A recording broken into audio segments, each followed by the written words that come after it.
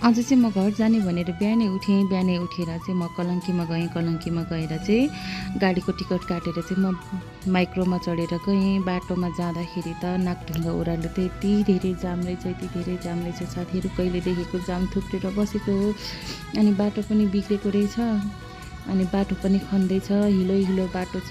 अनि बाटो बनाइरहेछ। अनि उताबाट चाहिँ काठमाडौँ जाने यो सामान बोक्ने गाडी होला, ठुल्ठुलो गाडीहरू आइराखेको छ। हामी चाहिँ कति भइसक्यो, लगभग 1 घन्टा जति भइसक्यो हामीले यहाँ हाम्रो पालो कुरेर बसेको। हामीले त कहिले उता पठाउँदैन र यतिखेर चाहिँ मध्य दिन पनि भइसक्यो, भोक पनि लागेको छ, बाटोमा पसल पनि छैन रहेछ, तिर्खा लागेको छ। त्यस्तै छ, कहाँ गएर खाना खाने, कहाँ गएर खाजा खाने केही टुङ्गो छैन। बिच बाटोमा यसरी रोकेर बसेको छ। यो बाटो हिँड्नु मलाई घर जानु लास्टै झ्याउ लाग्ने कारण नै यही हो। दसैँको बेलामा नि यस्तै हुन्छ। दसैँ त गयो गयो, अहिले अर्को दसैँ आउने बेलासम्म नि यस्तै हुँदो रहेछ साथीहरू।